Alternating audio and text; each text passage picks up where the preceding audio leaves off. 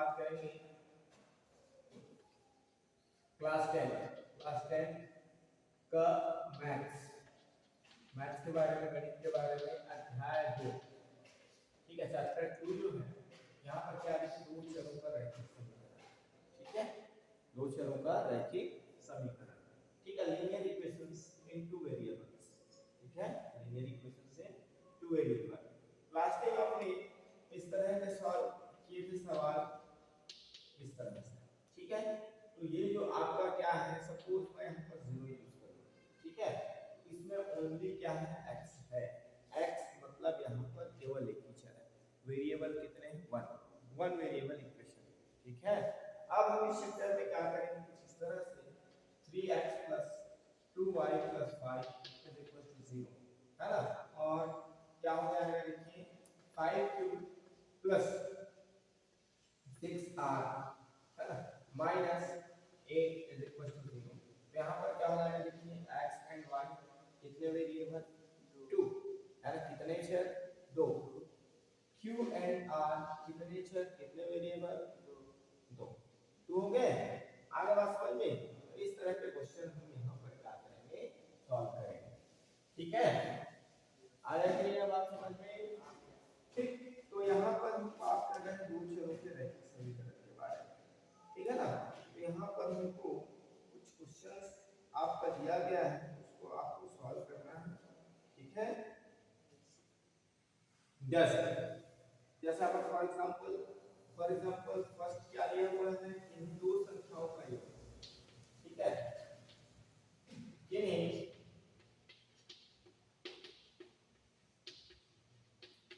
दो संख्याओं का योग क्या है, 8। ठीक है, सम ऑफ टू नंबर्स है ना, 8। ठीक, तो इसको सॉल्व करेंगे तो मान लेंगे late numbers, let the numbers क्या हो जाएगा, माना वह संख्या क्या है, x और y है।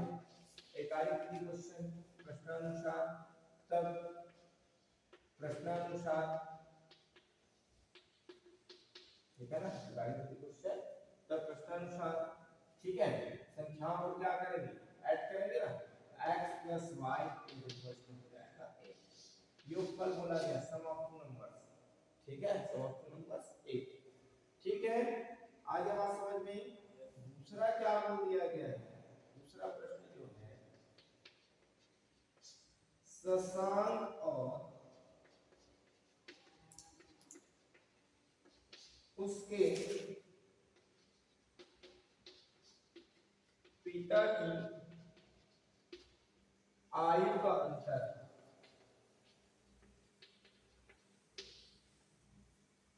कितना है, 30 वर्ष है। ठीक है, शशांक और उसके पिता की आयु का अंतर क्या है, 30 वर्ष है ना। इसके लिए हम सॉल्व करेंगे तो क्या हो जाएगा, देखिए मानना पड़ेगा। ठीक है, सपोज है ना, एज ऑफ शशांक। ठीक है, माना शशांक की आयु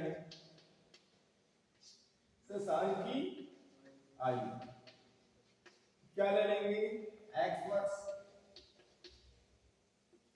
ठीक है, तथा उसके पिता की आयु एज ऑफ शशांक फादर। ठीक है, एज ऑफ शशांक फादर तथा उसके पिता की आयु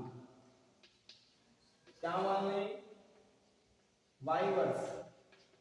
अब यहाँ पर देखिए y वर्ष है, तब क्या हो जाएगा, प्रश्नानुसार, एकाधिक क्वेश्चन प्रश्नानुसार क्या हो जाएगा भाई, पिता बड़ा होगा, पिता की आयु में हम क्या करेंगे, पुत्र की आयु को माइनस करेंगे, है ना। तो अंतर मतलब माइनस होता है, ये आपका 30।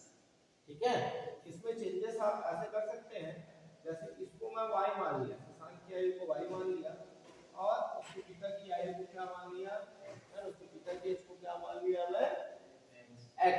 तब ये चेंज हो जाएगा कितना, फादर्स माइनस सन। ठीक है, father's age minus son is equal to 30। आया बात समझ में कि नहीं आया, आ गया। ठीक है, चलिए नोट कर लेंगे। चलिए अब आपको यहाँ पर ये कंफ्यूजन हो रहा था कि भैया इसको हमको सॉल्व करना है। ठीक है, सॉल्व हम लोग कब करते हैं, जब इसमें कितनी इक्वेशन आ जाए कोई इक्वेशन। ठीक है ना, अभी हम क्या करेंगे, इसमें क्या रहेगा, सिंगल इक्वेशन है, इसलिए हम क्या बोलेंगे, डिपेंडेंट वेरिएबल है, इंडिपेंडेंट वेरिएबल, स्वतंत्र चर और परस्पर चर। ठीक है, जैसे यहाँ पर देखिए, यहाँ पर आप बात कर सकते हैं, ये देखिए आपके पास x + y = 8। फर्स्ट क्वेश्चन के लिए क्या है, फर्स्ट क्वेश्चन के लिए क्या आया है, वह है ना, दो संख्याओं का योग 8 आया है, यह प्रश्न में। ठीक है, तो हम सपोज x की वैल्यू अपने से पुट करते हैं, तो x क्या हो जाएगा, इंडिपेंडेंट वेरिएबल, स्वतंत्र चर हो जाएगा। तब y की वैल्यू, जैसे सपोज मैं x = यहां पर 1 पुट करता हूं, तो y = तब यहां पर इक्वेशन में क्या हो जाएगा, 1 + y = 8, then y = 8 - 1 means y = 8 - 1 means 7। आगे बात समझ में। ठीक है, तो इस समय फर्स्ट कंडीशन में आपके पास x क्या है, इंडिपेंडेंट वेरिएबल है, मतलब जिनकी वैल्यू आप अपने से पुट कर रहे हैं वो इंडिपेंडेंट है ना, वो किसी पर डिपेंड कर रहा है क्या, नहीं कर रहा। जो डिपेंड नहीं करता वो इंडिपेंडेंट स्वतंत्र चर कहलाता है, इंडिपेंडेंट वेरिएबल कहलाता है। ठीक है, अब देखिए जैसे हम x की वैल्यू पुट किए, तो यहाँ पर क्या हो गया, देखिए y की वैल्यू फाइंड हो गया, तो इसको हम क्या बोलेंगे, डिपेंडेंट वेरिएबल, जो x की वैल्यू पर डिपेंड करता है। जैसे देखो, अब x की वैल्यू पर डिपेंड करता है, मैं सपोज x की वैल्यू को चेंज कर दिया, तो यहाँ पर क्या हो जाएगा, x की वैल्यू चेंज करने पर y की वैल्यू भी चेंज हो जाएगा। ये इस तरह से x की वैल्यू में 2 है ना, y = 8 - 2 मींस y = क्या हो गया, 6 हो गया। आगे बात समझ में, y = क्या हो गया, 6 हो गया, है ना। यहाँ पर देखिए y किस पर डिपेंड कर रहा है, अभी x की वैल्यू पर डिपेंड कर रहा है, x पर डिपेंड कर रहा है ना। तो यहाँ पर ये आपका परतंत्र चर कहलाता है, दूसरे पर निर्भर करता है, डिपेंडेंट वेरिएबल कहलाता है। आगे बात समझ में कि नहीं आया। ठीक है, सपोज मैं y का मान यूज करता है, यहाँ पर y का मान पुट करता और x की वैल्यू फाइंड करता, तब उस समय क्या हो जाता, कंडीशन चेंज हो जाता है ना, कंडीशन क्या हो जाता, चेंज। तब y की वैल्यू को पुट करने पर y क्या कहलाएगा, इंडिपेंडेंट। तब x की वैल्यू फाइंड होता, तब x क्या कहलाता, डिपेंडेंट, है ना। y कहलाता स्वतंत्र चर और x कहलाता परतंत्र चर, है ना। y को बोलते हैं हम इंडिपेंडेंट वेरिएबल और x को क्या बोलते हैं उस समय, डिपेंडेंट वेरिएबल। आगे बात समझ में। ठीक है, मतलब जिनकी वैल्यू हम अपने से पुट कर रहे हैं वो कहलाता है स्वतंत्र, इंडिपेंडेंट, किसी पर डिपेंड नहीं। ठीक है ना। और जिनकी वैल्यू किन चीजों पर डिपेंड कर रहा है, दूसरी चीजों पर डिपेंड कर, जैसे अभी आप लोग अभी डिपेंडेंट है अपने फैमिली, है ना, जब कमाने लग जाओगे तब क्या हो जाएगा, इंडिपेंडेंट हो जाओगे, है ना। अभी आप लोग क्या हो, डिपेंडेंट हो, तो पेन भी खरीदना रहेगा तो घर में आपको पैसा देना पड़ेगा, आएगा समझ में। और जब आप कमाने लग जाओगे, पढ़ लिख कर बढ़िया, है ना, जॉब, है ना, जॉब लग जाएगा, ये जैसे भी आपको, ठीक है, कमाने लग जाओगे तो क्या हो जाएगा, आप लोग क्या हो जाओगे, इंडिपेंडेंट हो जाओगे, किसी पर डिपेंड नहीं करोगे। आ रहा समझ में। ठीक है, अब यहाँ पर इसी तरह से इसको भी हम कर सकते हैं, भाई किसी एक की वैल्यू को हम क्या करेंगे, पुट करते जाएंगे तो दूसरे की वैल्यू क्या होते जाएगा, फाइंड होते जाएगा। ठीक है, चलिए अब हम बात करते हैं किसी दूसरे क्वेश्चन के बारे में। ठीक है ना, सपोज आपके पास, चलिए कोई क्वेश्चन हम ले लेते हैं, क्या क्वेश्चन लेने भी आगे देखते हैं।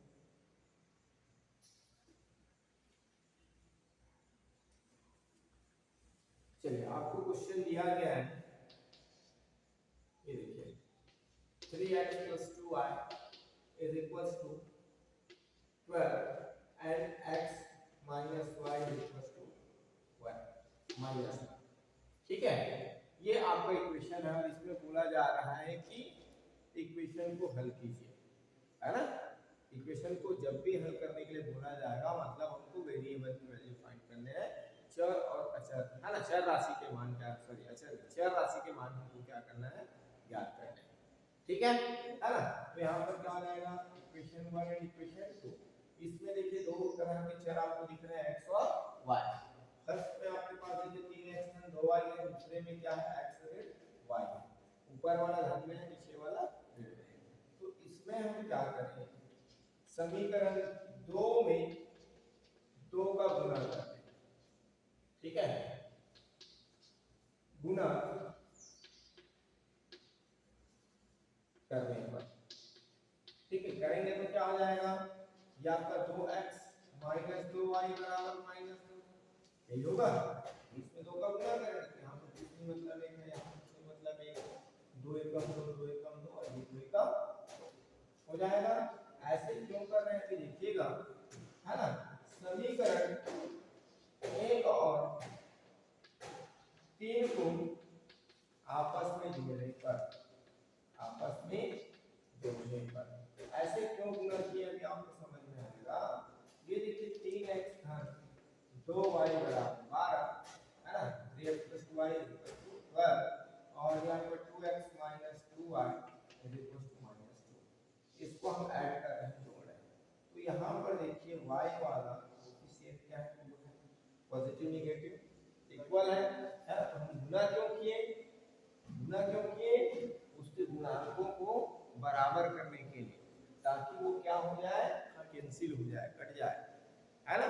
ऐसे हम 3 का गुणा करते तो 3 का गुणा करते तो x वाला कटता, लेकिन हमको यहाँ पर जो आपस में जोड़ रहे हैं उसको क्या करना पड़ता, घटाना पड़ता। क्यों घटाते, क्योंकि इन दोनों का चिन्ह क्या है, समान है, इसलिए घटाते, और जब घटाते तब इसका चिन्ह क्या हो जाता, बदल जाता। ठीक है, यहाँ पर हम जोड़ क्यों रहे, क्योंकि दोनों का चिन्ह क्या है, असमान है ना, और धन वाले से ऋण वाला क्या हो जाता है, कट जाता है।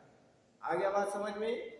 ठीक है, अब ये देखिए 3x बटा 3x का 2x कितना हो जाएगा, 5x बराबर, ये देखिए 12 है ना।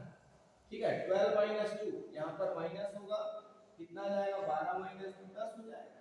तो x बराबर 10/5, इसको ट्रांसफर करेंगे, पक्षांतर कर देंगे, तो ये आपको मल्टीप्लाई में हो जाएगा, डिवाइड में आपको 5 - 5 2 जा, तो x 2 हो जाएगा, x की वैल्यू आ गया। अब इसको हम किसी भी समीकरण में रख सकते हैं, किसी भी इक्वेशन में रख सकते हैं। तो देखिए सबसे इजी कौन होता है, जिसमें मल्टीप्लाई ना हो। देखिए इसमें मल्टीप्लाई है तो हमको टेबल रीड करना पड़ेगा। सेकंड में हमारे पास मल्टीप्लाई है क्या, नहीं है ना, तो इसको हम कहाँ रख देते हैं, समीकरण 2 में, on putting value in equation 2। ठीक है, तो ये आपका हो जाएगा, देखिए समीकरण 2 में ही, है ना, मान रखने पर, मान रखने पर, ठीक, कौन सा मान रख रहे हैं, on putting value in equation 2 from equation 4, है ना, समीकरण 4 से मान हम रख रहे हैं समीकरण 2 में, इक्वेशन 2। ठीक है, ठीक है, तो यहाँ पर x की वैल्यू कितना है, 2 है, 2 - y = क्या हो जाएगा, -1। ठीक है, 2 को y को ना ट्रांसफर करते हैं 1 को इधर, तो y जो है नेगेटिव में, वो क्या हो जाएगा, पॉजिटिव हो जाएगा। ठीक है, 2 1 को ट्रांसफर करें नेगेटिव में, पॉजिटिव हो जाएगा, तो y = +1 का हो जाएगा। ठीक है, +1 का हो जाएगा, इतनी बात है समझ में। ठीक है, देयरफॉर x = क्या है आपका 2 एंड y = क्या है आपका, इस तरह से हम क्या कर सकते हैं, समीकरण को हल कर सकते हैं। ठीक है ना, इसको हम बोलते हैं विस्थापन विधि, विस्थापित करना, सॉरी विलोपन विधि, विलोपित करना, विलोपन विधि। ठीक है, क्योंकि y को यहाँ पर हम क्या किया, विलोपित किया, पूरा गायब किया। ठीक है, क्या कहा जाता है, विलोपन विधि। आया बात समझ में, नहीं आया, आ गया।